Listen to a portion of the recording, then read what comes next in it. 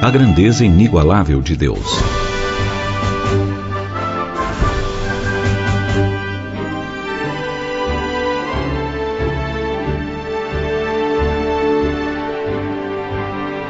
Não há quem visite as cataratas do Iguaçu e não se mostre extasiado ante a imponência do espetáculo das águas e das quedas.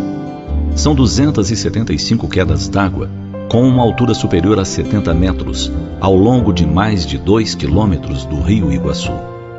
O termo Iguaçu, na língua guarani, deriva de I, água, rio, e Iguaçu, ou Guaçu, grande. Isto quer dizer água grande ou rio de grandes águas. Ao lado da exuberância da paisagem, quer seja nos dias de cheia ou de escassez, a dança incessante das águas cantantes não cansa os olhos. Há sempre mais um detalhe a ser observado. As aves que fazem seus ninhos no interior da rocha, entrando e saindo pela cortina de água. As águas que descem barrentas na cheia e, despejando-se com força, levantam uma nuvem de impecável brancura. As gotas que se debatem ao final da queda, correndo lépidas, desejando vencer o leito do rio, brilhando aos beijos do sol como cristal líquido. Há os que olham e ficam quietos. Há os que tiram fotos para mostrar para os amigos. Ninguém vai acreditar numa coisa tão incrível como esta queda d'água, dizem alguns, contemplando a garganta em forma de U invertido, com 150 metros de largura e 80 metros de altura. A famosa garganta do diabo. Alguns se deliciam, se encharcando com as nuvens de água formadas pelas quedas, e capturam um momento deixando-se fotografar. Outros ainda se deixam levar pela emoção da lenda da criação das cataratas. Uma lenda tupi-guarani, que fala que há muito tempo o rio Iguaçu corria livre, sem corredeiras e sem cataratas. Em suas margens viviam os índios caingangues, que reverenciavam o deus serpente, filho de Tupã.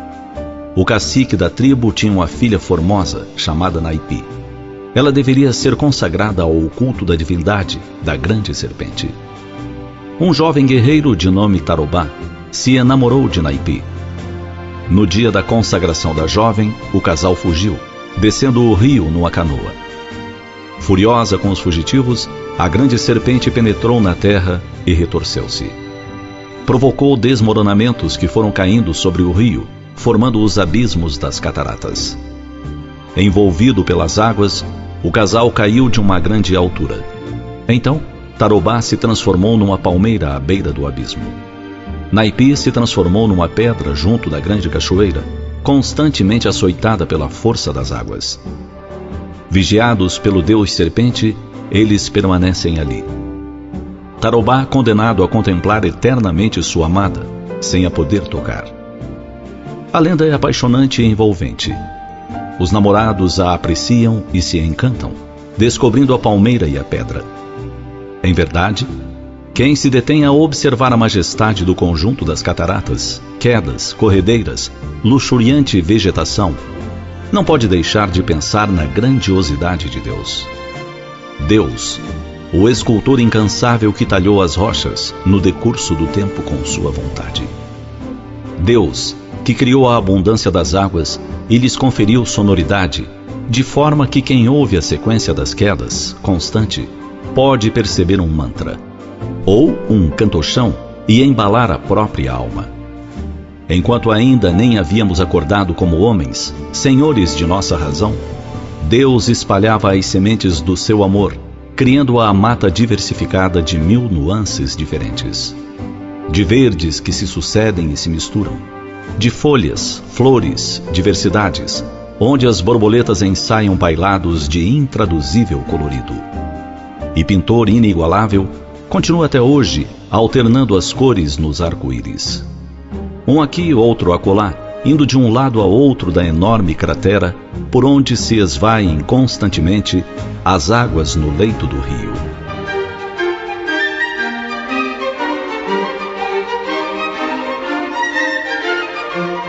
Pai excelso ainda idealizou uma lição de fraternidade para os povos.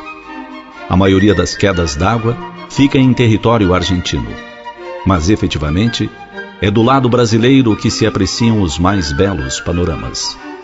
Então, os povos se abraçam. Brasileiros vão à Argentina para ter a vista de lá. Argentinos vêm ao Brasil para assistir ao espetáculo das suas próprias quedas d'água. Ah, a grandeza inigualável de Deus!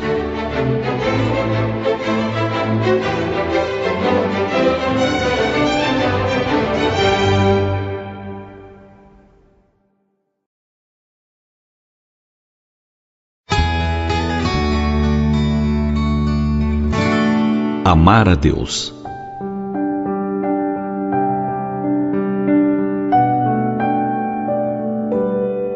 Qual o maior mandamento da lei de Deus? Amar a Deus sobre todas as coisas e ao próximo como a si mesmo.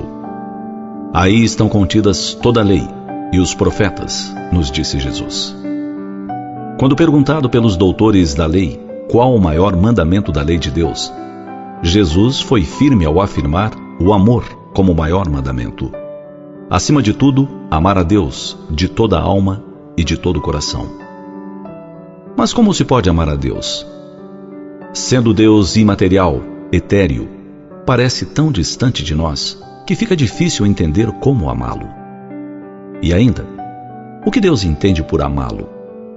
Deseja Ele alguma forma de adoração, de culto, de exteriorização desse amor? Na verdade, torna-se muito mais fácil amar a Deus, começando por amar aquilo que é dele, que é obra de sua criação. Comecemos pelo nosso planeta. Você já se preocupou em cuidar do planeta? Como moradia transitória que nos foi emprestada, não nos pertence. Pertence a Deus. E o que fazemos dele? Ao termos atitudes de cuidado do nosso planeta, não estamos amando a Deus? Por amá-lo, comecemos a mudar nossa relação com as coisas que nos cercam. Por que não deixar de comprar coisas, muitas das vezes desnecessárias, e assim diminuir o descarte de objetos que viram lixo precocemente?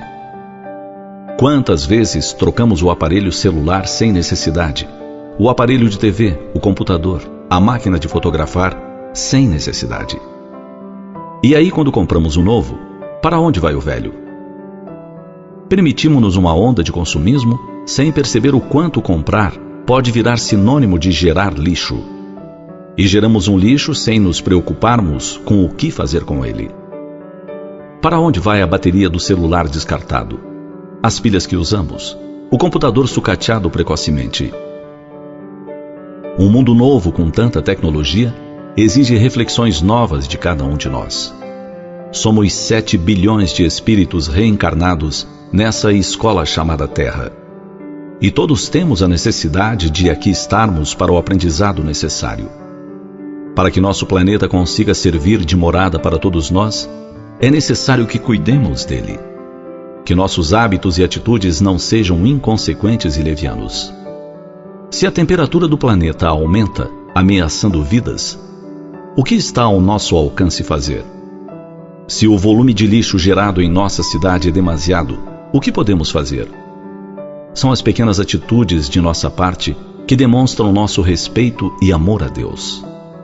Quando respeitamos flora e fauna, não permitindo o tráfico de animais ou plantas, não consumindo madeira, plantas, sementes ou peixes em época ou local proibido, estamos respeitando o planeta.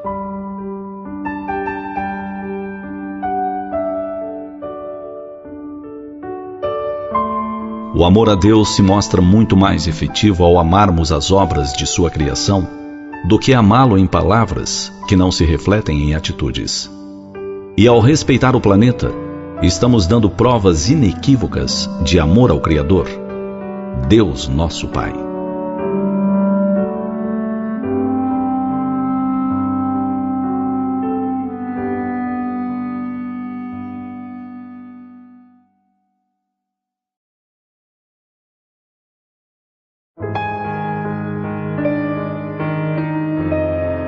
Como Deus quer.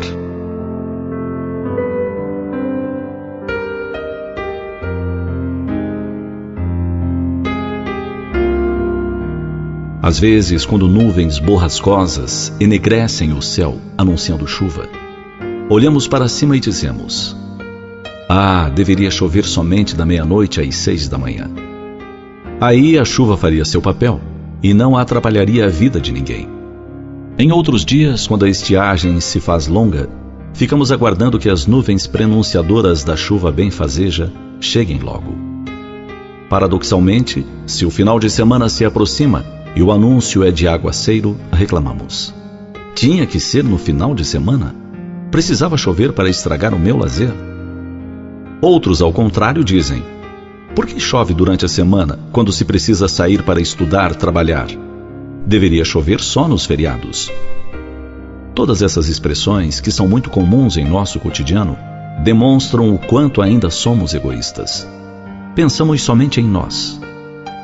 Quando pedimos chuva pela madrugada, não recordamos de quantos guardas noturnos passam aquelas horas em vigilância, andando de um ao outro lado. Nós estaremos abrigados em casa, eles não. Quando não apreciamos a chuva nos finais de semana, não cogitamos que o agricultor a aguarda, ansioso a qualquer hora. Dela depende a vida da sua lavoura, do seu empreendimento. Sem chuva, a plantação morrerá, não haverá colheita, não haverá grãos nem folhas. Aqueles que apreciariam a chuva nos dias em que não precisam sair para seus afazeres, esquecem que muitas mães e pais aguardam igualmente ansiosos o final de semana para poder sair com os filhos, para ir ao parque, passear, jogar bola. Que muitos cogitam ir à praia para espairecer após a semana de labor estressante. Por tudo isso é que Deus, a sabedoria e suprema inteligência, estabelece leis primorosas e justas, sem ficar a ouvir as imprecações de uns e os pedidos de outros. Ele estabelece que a chuva virá quando as condições assim o permitirem. E ela vem, amiga, lançando-se ao solo, enchendo rios, alimentando lençóis subterrâneos. Derrama-se pelas lavouras, banha as árvores frondosas e a erva miúda.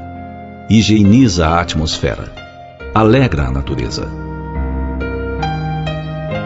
Constatamos dessa forma que o melhor para o mundo é mesmo a vontade de Deus. Ele distribui as bênçãos da chuva, do sol, dos ventos ligeiros, da brisa, das grandes tempestades, com toda a ciência. Somente Ele, o Pai de todos nós, sabe exatamente o que necessita cada um de seus filhos. E como excelso administrador, não atenta para os caprichos de um e de outro, mas delibera pelo que seja mais produtivo em termos de progresso para a terra e seus filhos.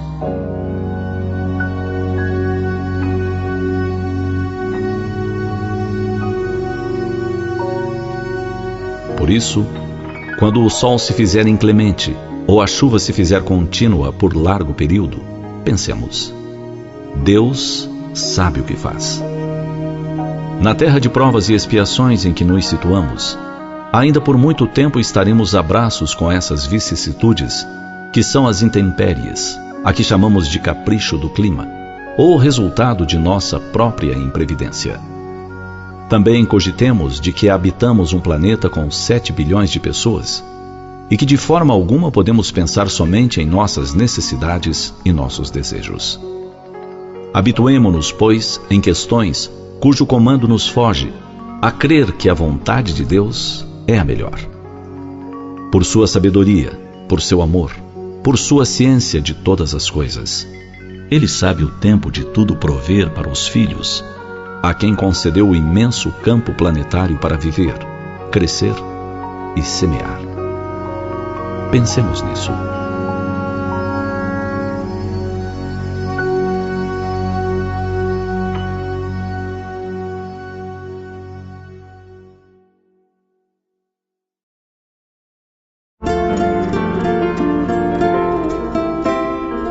Conhecer Deus.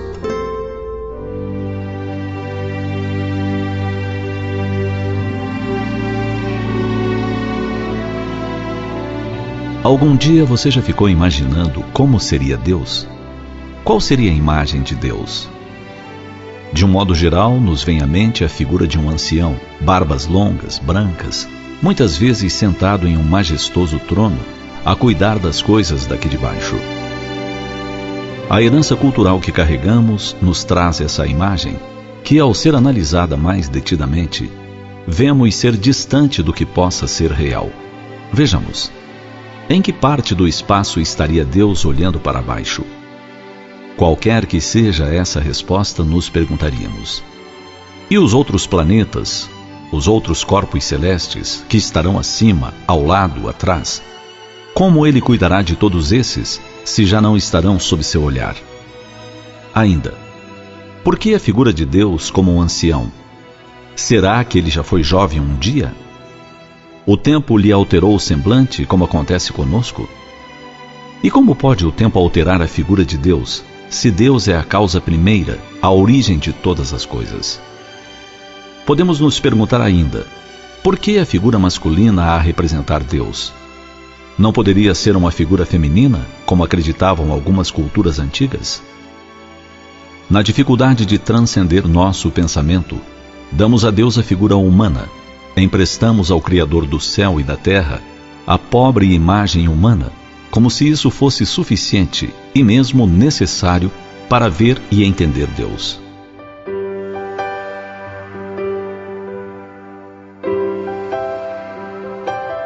Ao considerarmos Deus como a inteligência suprema e a causa primária de todas as coisas, já não teremos a necessidade de representar a figura de Deus.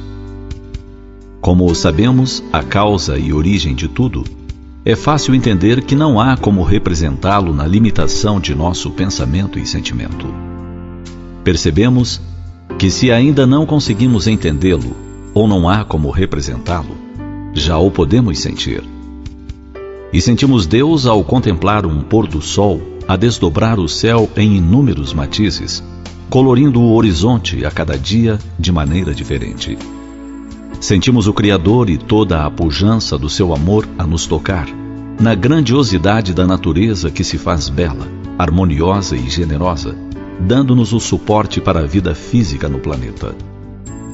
Sabemos da presença de Deus quando nos emocionamos com o milagre da vida, que se repete infinitas vezes no ventre materno, permitindo que uma simples célula dê origem a um organismo complexo e ordenado após 9 meses de elaboração. Se não conseguimos representar, entender ou ver Deus, já é possível tê-lo em nossa intimidade, sem a necessidade de materializar ou personificar sua figura, mas apenas senti-lo nos mínimos detalhes da vida. Seja no microcosmo, na intimidade da organização celular, ou no macrocosmo, nas galáxias e estrelas infindas, aí estará a presença de Deus e do seu amor, a cuidar de cada um de nós, seus filhos.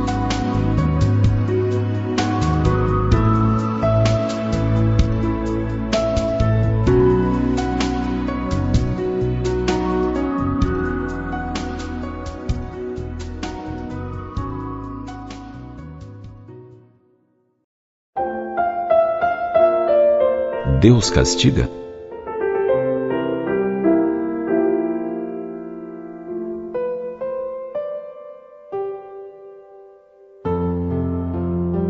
Acontece inúmeras vezes. A pessoa passa a ter dificuldades de variada ordem e se torna infeliz. No âmbito familiar, os desentendimentos se tornam rotina. No ambiente de trabalho, um certo marasmo toma conta das ações, e a pessoa não se sente mais estimulada a realizar o melhor. Por causa disso, sucedem-se as chamadas de atenção dos superiores, as reclamações de clientes e a insatisfação íntima. Acrescente-se a isso pequenas desavenças com um ou outro amigo que desaguam em ruptura de relacionamentos diários. Então, a pessoa enumera todas as dificuldades, grandes e pequenas, e acredita que Deus a está castigando. E não faltam os que fazem coro a essa afirmativa, dizendo a verdadeira.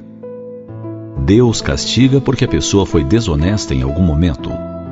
Deus castiga porque a pessoa o desagradou, não lhe prestando as homenagens devidas.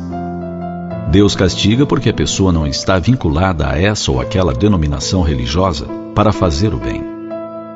Deus castiga.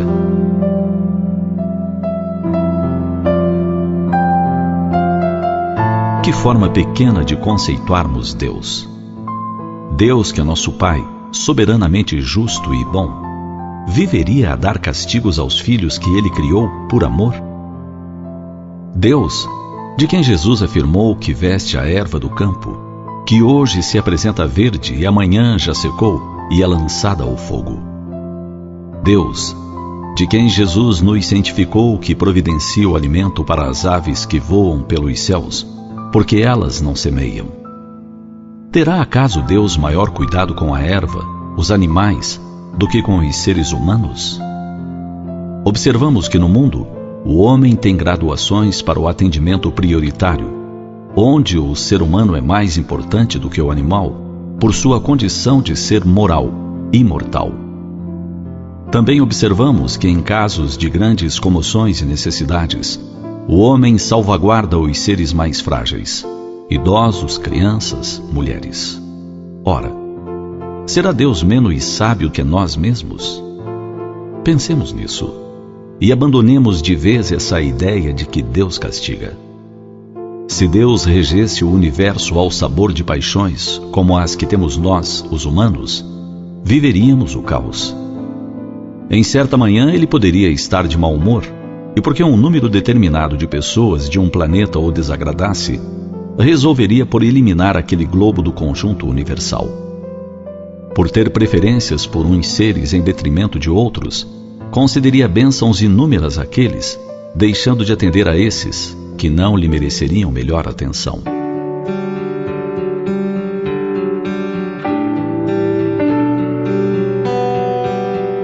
Deus é soberanamente justo e bom. Tenhamos isso em mente. Infinito em suas qualidades, distende seu amor a toda a sua criação, a quem sustenta com esse mesmo amor. E se as dores, os problemas e dificuldades se acumularem, verifiquemos até onde nós mesmos criamos todos esses entraves. E sempre nos reportemos ao Pai amoroso e bom, suplicando nos auxilie a resolver os problemas, a modificarmos a nossa maneira de ser, a nos tornarmos criaturas melhores. Com certeza, a pouco e pouco, veremos se diluírem como névoa da manhã o que hoje catalogamos como insolúvel, extremamente doloroso ou amargo. Pensemos nisso.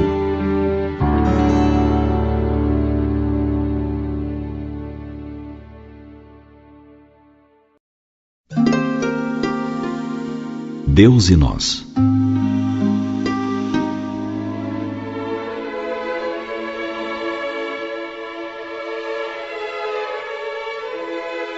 Quando o mundo geme atormentado, é como um soluço que escapa de nosso peito e busca o Pai Celeste. Quando as provações visitam a nossa vida e tudo parece cinza, o coração se agita em busca do Senhor dos mundos. E Deus está presente. A grande certeza que assinala nossa vida é a existência de um Pai amoroso que vela por nós. Esqueçamos tudo o que nos disseram sobre um Deus vingativo. Apaguemos de nossa mente a imagem de um Deus mesquinho que aplica punições para seus filhos. Essas coisas são criação humana. Deus é todo amor, causa de todas as coisas, Senhor dos mundos. Ele nos criou por sua vontade. Deu-nos a preciosa vida, plantou em nós as sementes dos sentimentos, deixou florescer inteligência, livre-arbítrio e sorrisos. Ao longo dos milênios, esse divino amor nos segue. Acompanha nossa trajetória, testemunha nossos erros e acertos. E aguarda. Sim, pacientemente, Deus aguarda. Ele espera o fim de nosso tempo de tempestades, de turbulência íntima. Sabe que é passageira essa época atormentada, em que ainda não sabemos domar os sentimentos, controlar a mente ou ser feliz com as coisas do espírito. Ele sabe que estamos em plena era de descobertas. É paciente com esses filhos que agem como crianças tolas, embora sejam homens maduros. Sim, Deus está ao nosso lado.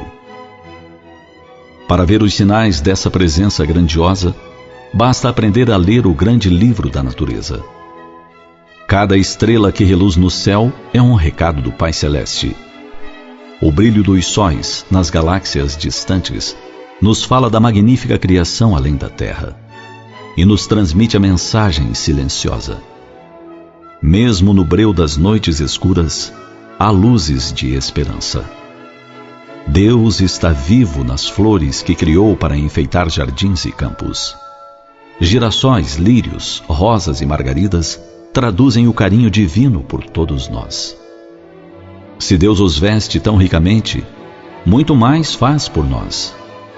Cantoria de passarinhos, brisa que agita os cabelos, o espetáculo do mar que brilha ao sol. Tudo isso é Deus sussurrando mensagens de beleza e harmonia aos nossos ouvidos cansados, como um hino de esperança.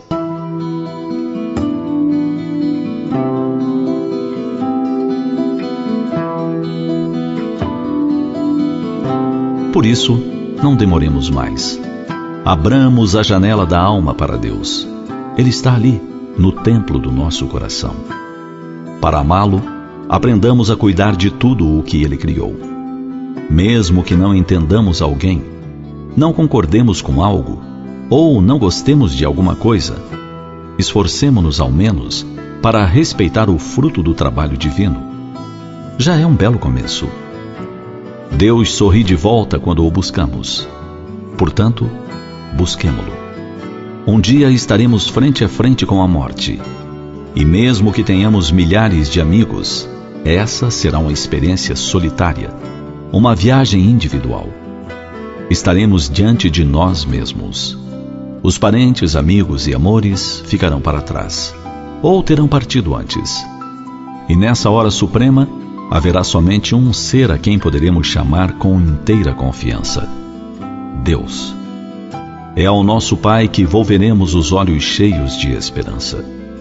E Ele, que nos ama muito, estenderá até nós o seu amor, e seremos abraçados, acolhidos.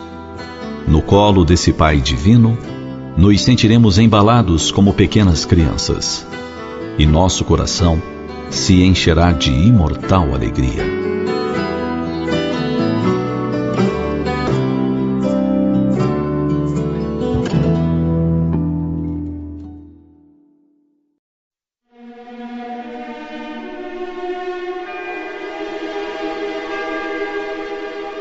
Deus é quem cura.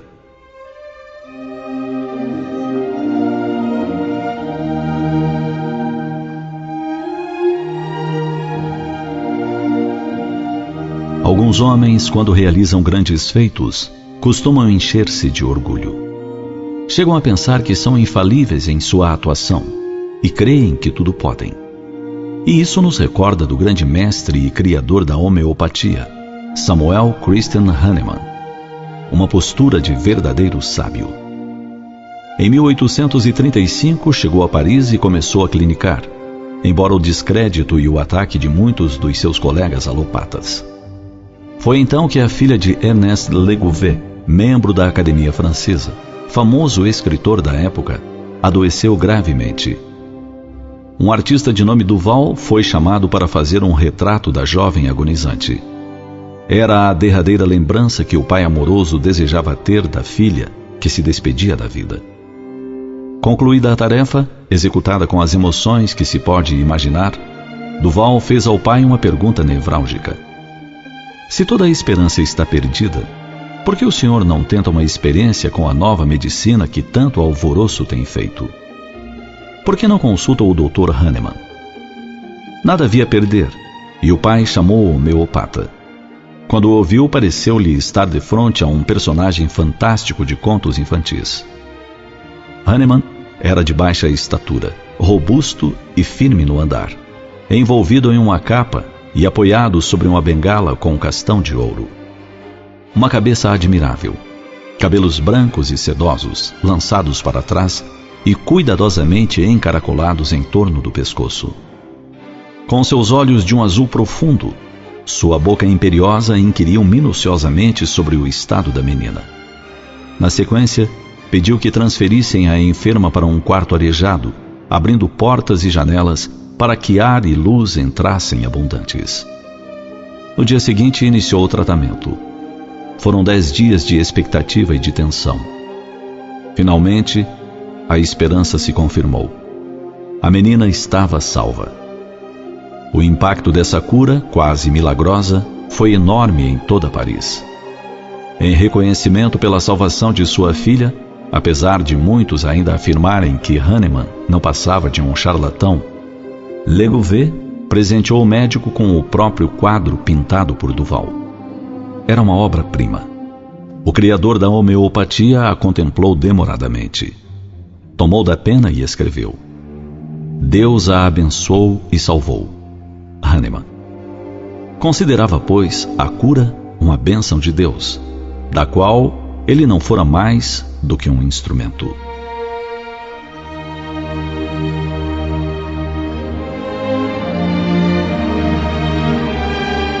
Assim são os verdadeiros sábios, os grandes gênios da humanidade. Eles sabem que dominam grandes porções do conhecimento, mas não esquecem de que a inteligência lhes foi dada por Deus, de onde todos emanamos. Somos os filhos da suprema inteligência que nos permite crescer ao infinito. Contudo, a Ele cabem todas as bênçãos, permitindo-nos, na qualidade de irmãos uns dos outros, atuar, agir no grande concerto da criação. Pensemos nisso e façamos o bem, sempre nos recordando que sem Deus nada podemos.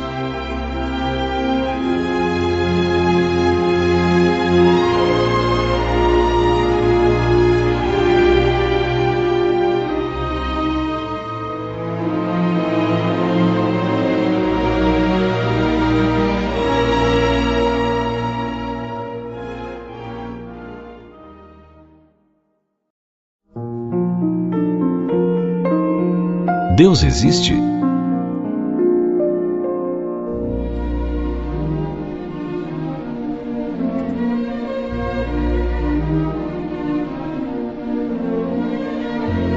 A pergunta ainda baila na mente de muitas pessoas. Criaturas que se dizem agnósticas, descrentes de Deus. Pessoas que têm ideias muito próprias a respeito da criação, como se a harmonia que a tudo rege não nos dissesse em altos brados que uma ideia diretriz comanda o universo. Mas, para quem tem olhos de ver, basta um perpassar de vistas pela natureza para concluir pela existência desse Criador incriado, perfeição inigualável. Como se poderia, de outra forma, admirar os campos de lavanda perfumados e coloridos? Quando se admira o arco-íris, já nos indagamos quem o traça de forma tão perfeita nos céus? Quem dobra as pétalas dos botões, que se abrem em corolas brilhantes? Quem coloca a música tão diversa no cantar das águas do rio Manso, da cachoeira altíssima, das cataratas volumosas? Como admirar a pétala aveludada de uma rosa, sem se perguntar quem nela colocou tanta maciez? Quem dispôs que no mesmo canteiro de jardim, que recebe o mesmo sol, a mesma chuva, sementes minúsculas, que por vezes até se assemelham, confundindo o leigo, se tenha resultados tão diversos? Aqui as rosas apresentam seu brilho nas pétalas, ali os cravos espalham perfume, logo além as margaridas se exibem, enquanto o vento as vai despetalando e murmurando: bem me quer, mal me quer, ela me ama, ela não me ama. Quem estabelece a rota dos astros no infinito? Quem determina que a gravidade nos mantenha presos ao planeta, enquanto ele gira vertiginosamente no espaço em 2 movimentos constantes, de rotação e translação? Quem explica isso? Leis. Leis universais. Mas quem as estatuiu? Quem estabeleceu a rota do Sol, das estrelas, das galáxias, que se movem no infinito? Quem criou a lei que determina se perpetuem nossos traços em nossos descendentes? E que, ao demais, é regida por uma lei de amor, em que quando as etnias se mesclam, as raças se misturam, novos e belos espécimes aparecem. Quem definiu que 2 minúsculas gotículas originassem um novo ser? A tudo isso, o vento responde, a cascata faz eco e os astros estribilham em coro. Deus, Senhor dos mundos, Senhor do universo.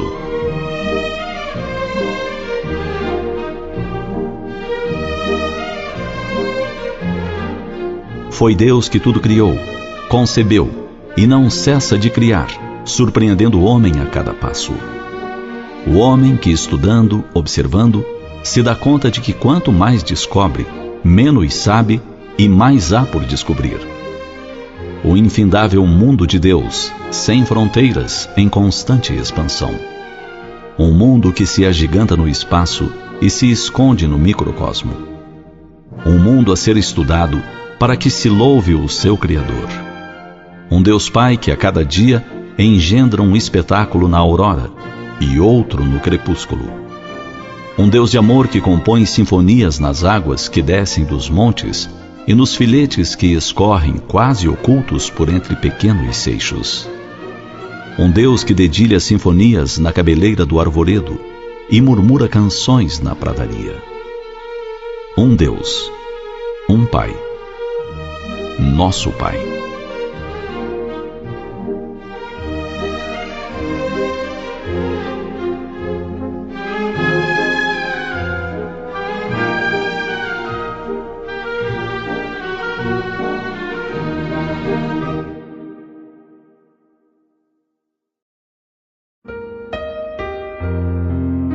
Em que Deus eu creio.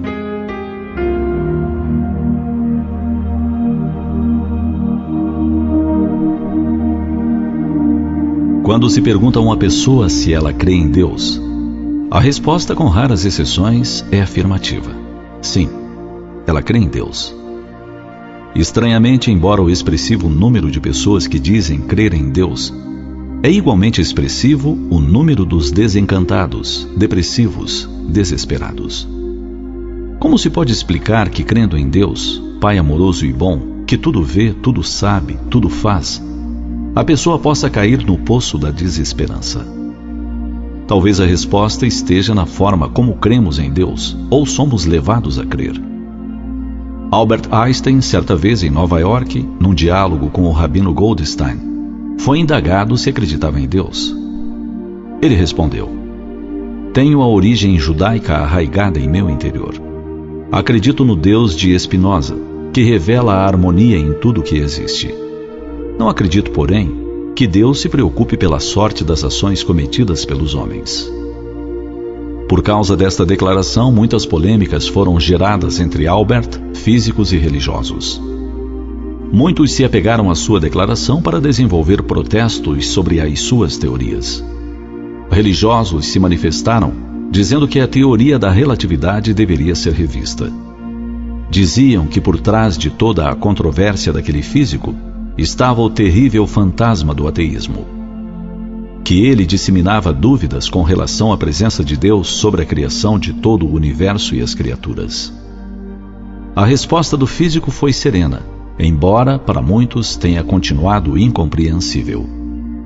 Ele dizia que sua religião consistia na admiração pela humildade dos espíritos superiores, pois esses não se apegam a pequenos detalhes ante os nossos espíritos incertos. Dizia: por esse motivo racional, diante da superioridade desse universo, é que localizo e faço a ideia de Deus. Não sou ateu. Quem quer deduzir isso das minhas teorias científicas, não fez por entendê-las. Creio pessoalmente em Deus, e nunca em minha vida cedi à ideologia ateia. Não há oposição entre ciência e religião. O que há são cientistas atrasados, com ideias que não evoluíram com o passar do tempo. Vejo na experiência cósmica uma religião nobre, uma fonte científica para profundas pesquisas. Procuro entender cada estrela contida nesse imenso universo que não é material. Quem assim não procede, sentindo essa estranha sensação de querer levitar no infinito, realmente não sabe viver, porque está morto diante de tanta beleza divina. Há muitas formas de o ser humano crer em Deus. Há para muitos o Deus jurídico, legislador, agente policial da moralidade, que através do medo estabelece essa distância da verdadeira crença. Deus está em todas as minhas teorias e invenções. Ele está presente em tudo, e creio que em todos, até nas formas mais primitivas. Essa é a minha religião, e o Deus em que creio. Se assim dizia, assim viveu. Albert Einstein foi o exemplo do cristão autêntico, preocupando-se de forma constante com seu semelhante. Ainda 2 anos antes de sua desencarnação, foi comemorado seu aniversário numa grande festa pública. Tudo o que lhe foi dado como presente, Albert transformou em dinheiro e enviou para os fundos da Faculdade de Medicina Albert Einstein.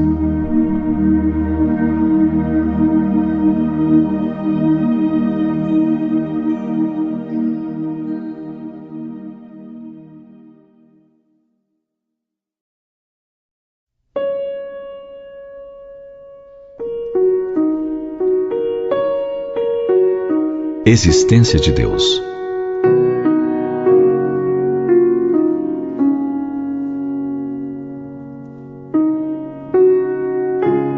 A ideia da existência de um ser supremo é inerente ao homem. Em todos os tempos e culturas, o culto à divindade esteve presente. As teorias materialistas constituem exceção. Em alguns países, em períodos de revolução, tentou-se reprimir o sentimento religioso. Essa repressão nunca obteve muito sucesso, foi frequentemente burlada e finalmente cessou. Formas de vida e de governo que ignoram as características e as necessidades humanas não conseguem formar bases sólidas. O homem necessita de Deus, não como uma espécie de ópio para entorpecer seu sentimento e anular seu raciocínio. Sem a noção da existência de Deus, a vida humana carece de sentido. Tudo se torna obra do acaso, um joguete das circunstâncias. Os incrédulos, por vezes, afirmam que se Deus existisse, ele apareceria para suas criaturas. Esse raciocínio peca por traduzir uma visão infantil da divindade. Deus não é equiparável a uma personalidade humana que passa para fazer uma visita ou dar um show. Deus é a inteligência cósmica, suprema em seus atributos e causa primária de todas as coisas. Uma inteligência não é algo material, passível de ser visto com os olhos da carne. Uma inteligência pode apenas ser compreendida.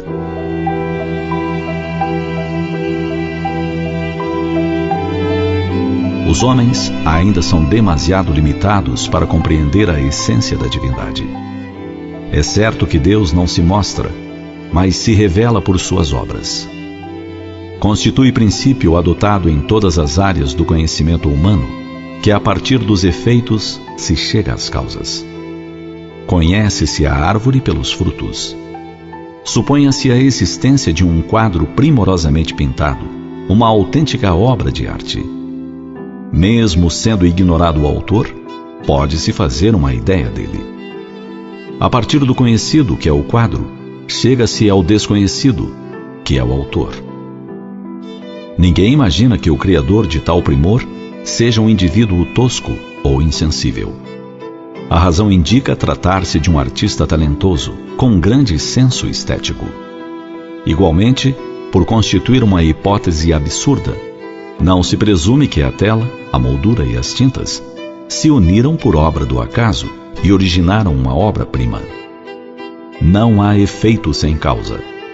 Não há efeito inteligente sem causa inteligente. Não é crível que a vastidão do universo, em sua sofisticação, seja fruto do acaso. O movimento dos astros, as leis que regem a vida, a perfeição do corpo humano, tudo isso é efeito a denotar uma causa poderosa e sábia. A criação é o efeito que revela a existência do Criador. O homem mais inteligente não consegue colocar planetas em movimento, dar vida a uma planta, modificar as leis da natureza. Tais proezas estão muito além da capacidade humana. Consequentemente, a inteligência que criou e sustenta o universo é infinitamente superior ao homem. A maravilha da natureza revela providência, sabedoria e harmonia em grau superlativo de seu autor. Deus é a causa de tudo. A ordem e a beleza que existem no universo originam-se dele e são plenas de significados.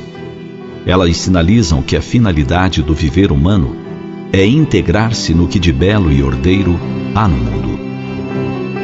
Pense nisso.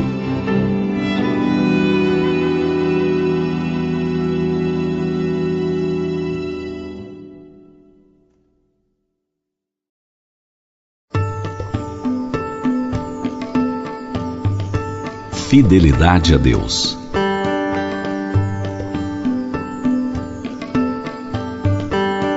O vocábulo fidelidade possui inúmeros significados. Segundo o dicionário, dentre outras acepções, pode significar lealdade, firmeza, exatidão e pontualidade. No âmbito dos relacionamentos amorosos, a palavra fidelidade é frequentemente entendida como exclusividade. Entende-se que amor fiel é o amor exclusivo. Entretanto, essa significação não é absoluta. Um fidelíssimo amor entre esposos não exclui o afeto dos filhos em semelhante nível de importância. Assim, fidelidade não implica sempre exclusividade, pois tudo depende do contexto. Um homem pode ser fiel às suas ideias, sem que deva ter apenas uma linha de raciocínio em sua mente. É possível ser fiel a um amigo, mas ainda assim possuir incontáveis outros amigos. A fidelidade a um ideal não se expressa pela ausência de qualquer outro objetivo na vida. A fidelidade se manifesta, antes de mais nada, pela constância. Ela implica perseverar na vivência de um ideal, na fruição de um amor, mesmo em tempos difíceis. A fidelidade é justamente a virtude que viabiliza a permanência e a fixação de todas as outras. Sem fidelidade a propósitos anteriormente assumidos, eles se sucedem sem parar ao sabor dos acontecimentos. O real desafio é perseverar na busca das metas eleitas ante os desafios do mundo. É fácil eleger o ideal da vida reta quando tudo sorri. Difícil é persistir nele quando se é tentado, quando surgem injustiças e crueldades. Muitos cristãos reputam que o resultado de sua fé deve ser uma vida material tranquila. Acreditam que a função de Deus é lhes assegurar conforto e facilidades em recompensa de suas crenças. Entretanto, olvidam-se de que o Cristo recomendou a quem quisesse segui-lo que renunciasse a si mesmo e tomasse a própria cruz. Tal não significa a apologia da miséria e do sofrimento, mas apenas o reconhecimento de que em um mundo ainda corrupto, a vivência das virtudes cristãs constitui tarefa difícil. É preciso viver honesta e puramente, mesmo que isso signifique abdicar de facilidades, companhias e gozos. Ainda por algum tempo, a opção da pureza e da compaixão será difícil e pouco compreendida.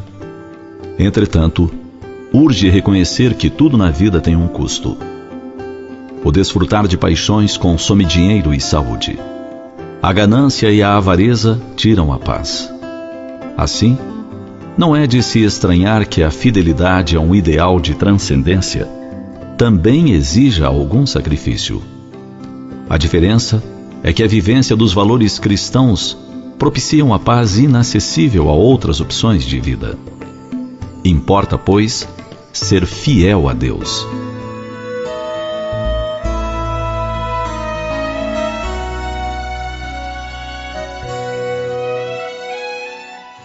Essa fidelidade é expressa na forma de constância na vivência do ideal do belo e do bem. Não esperar facilidades e privilégios, mas persistir sempre, mesmo em face de quedas e tentações. Afinal, toda facilidade material de que se abdique está mesmo fadada a desaparecer no pó. Mas a dignidade espiritual conquistada persistirá para sempre.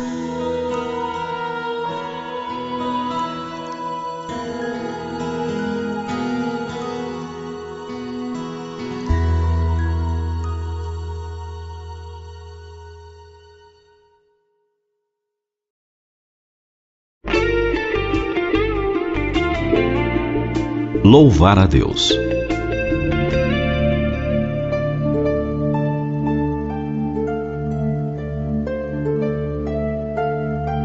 Elohim, Yahvé, Jeová, Alá. Força suprema, energia maior, Deus. Não importa como o denominemos, o sentimento de Deus é inerente à criatura humana. Em todos os povos e culturas, não se encontrará um sequer onde a crença em uma força maior inexista. Houve povos que conceberam Deus como muitos deuses. Confundiram as obras da criação e seus fenômenos com o próprio Criador, denominando-o por diversos nomes. Outros tantos humanizaram Deus, transferindo-lhe nossas paixões e desejos, criando deuses ciumentos, cheios de cobiças, enfim, com todas as falhas humanas. Há outros que, apesar de crerem em um Deus único, o veem como perseguidor, ou como o Deus vingança, o Deus que fica à espreita, esperando nossos erros para logo em seguida imputar suas pesadas penas. Alguns, entendendo a mensagem de Jesus, passam a vê-lo como Pai, protetor e soberanamente bom e justo. Nas mais diferentes culturas, as mais diferentes visões de Deus. Porém, sem exceção, a preocupação do relacionar-se e do louvar a Deus sempre se mostrou presente. Porém, há que nos perguntarmos: qual a melhor maneira de louvarmos a Deus? Como devemos louvar a Deus? Devemos mesmo fazê-lo?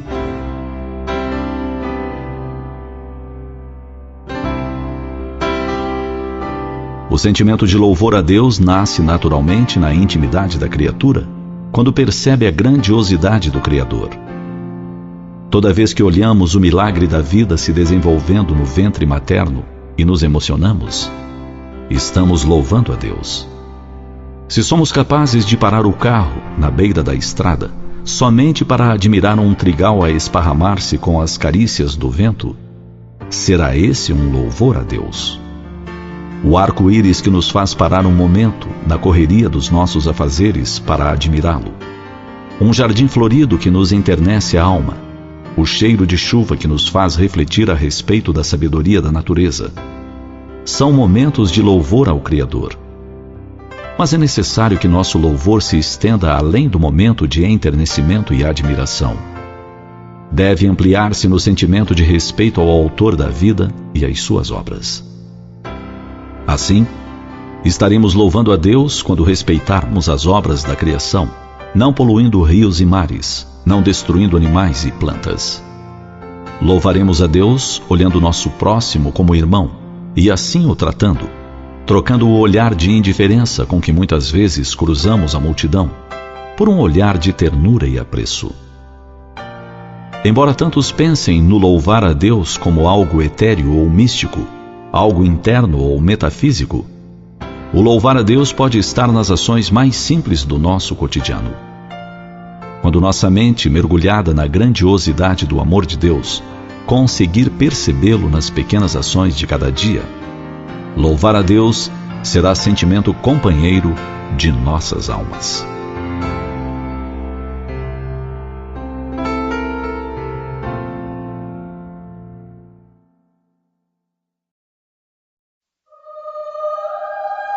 Muitos deuses, um Pai.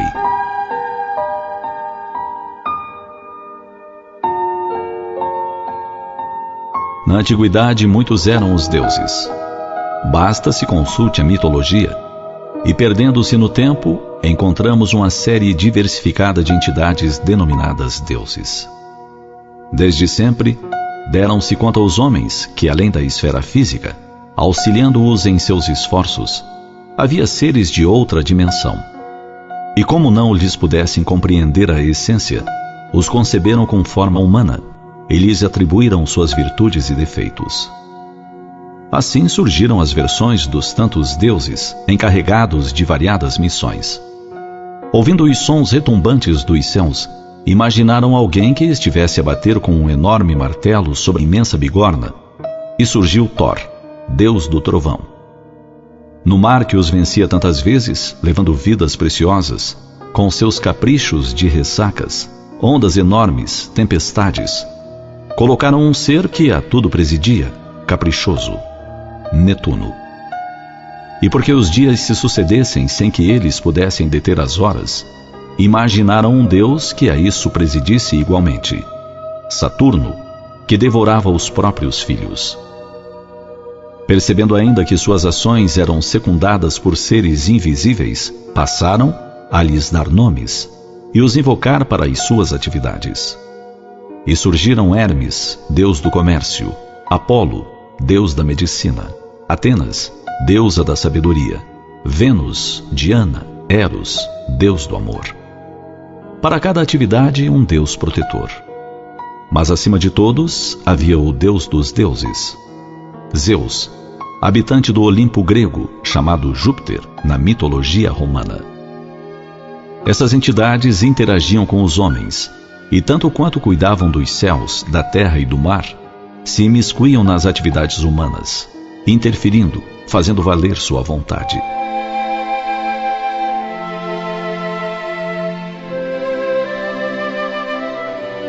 Mais tarde, entendendo um pouco mais da essência espiritual, surgiriam religiões, concebendo um mundo invisível, povoado de anjos protetores e anjos maus. A respeito deles, falaram antigos filósofos, tanto quanto os pais da Igreja, que surgiu no século IV. Olhando à distância, tudo pode parecer estranho e, em alguns momentos, até ingênuo. Mas são verdades vestidas do entendimento das criaturas da época. Estamos rodeados por uma nuvem de testemunhas, afirmava o apóstolo Paulo de Tarso. São seres invisíveis, as almas dos homens que morreram, que nos cercam, dessa outra dimensão para onde se foram após a morte do corpo.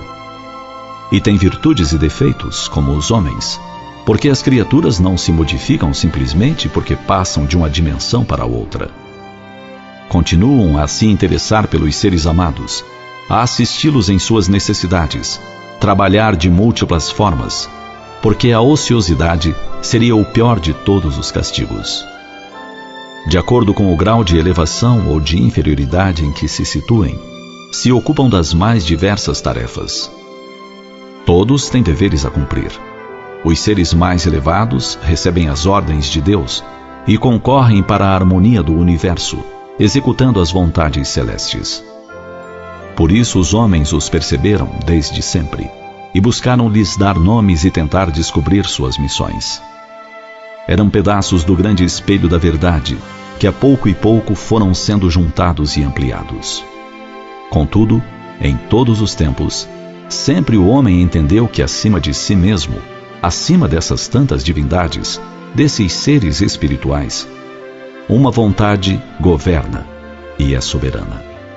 Um Deus, um Senhor, através dos tempos e das nações. O chamou de Zeus, Júpiter, Yahvé, Tupã.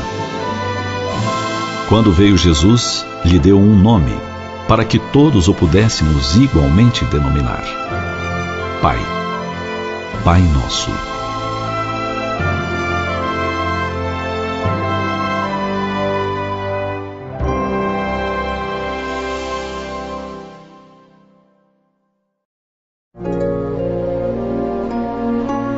Servir a Deus ou a Mamon?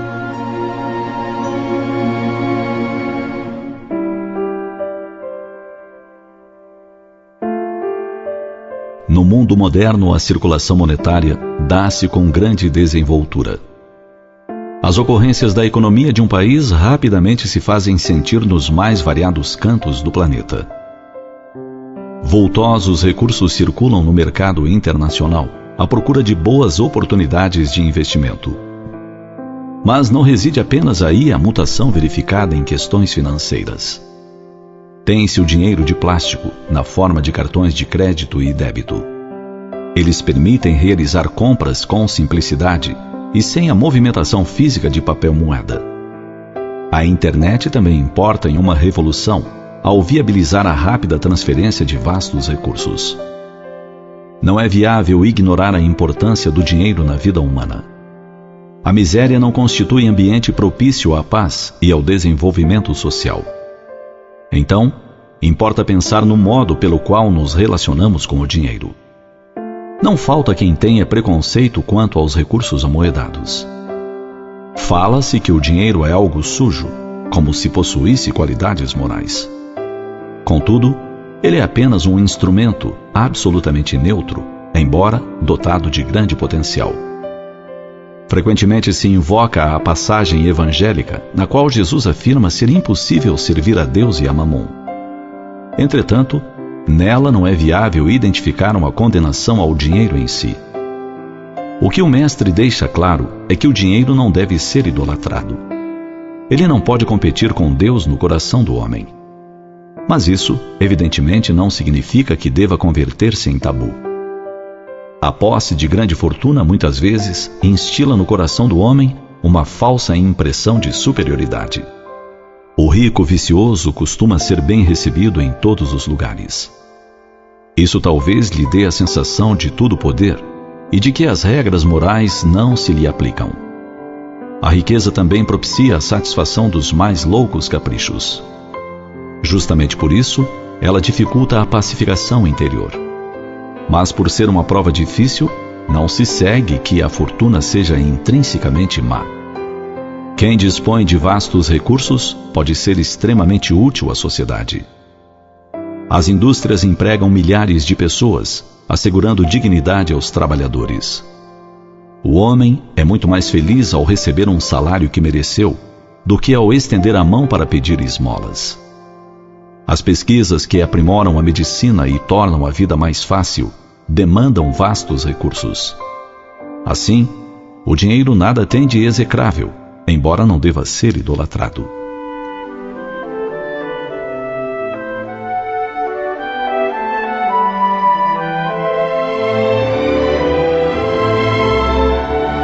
Ninguém consegue levar a fortuna para o túmulo.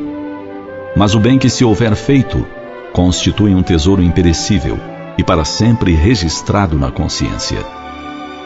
Procure relacionar-se bem com o dinheiro. Não há virtude no ócio e em ser um peso para a sociedade. Desenvolva suas habilidades e trabalhe com competência, a fim de merecer seu salário e seus lucros. Desse modo, você será útil a si mesmo e aos outros. Mas também não use o dinheiro que lhe vem às mãos apenas em seu benefício. Aprenda a partilhar seus tesouros, da espécie que sejam. Servir a Deus implica ser um bom depositário de todos os talentos recebidos. Pense nisso.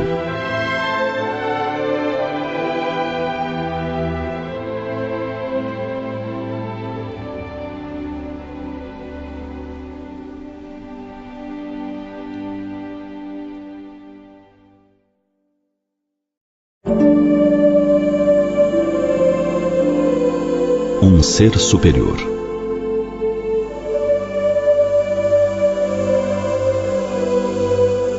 O caos e o acaso não saberiam produzir a ordem e a harmonia.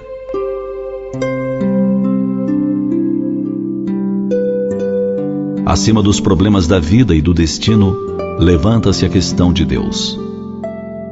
Se estudamos as leis da natureza, se procuramos o princípio das verdades morais que a consciência nos revela, se pesquisamos a beleza ideal em que se inspiram todas as artes, em toda parte e sempre, acima e no fundo de tudo, encontramos a ideia de um ser superior.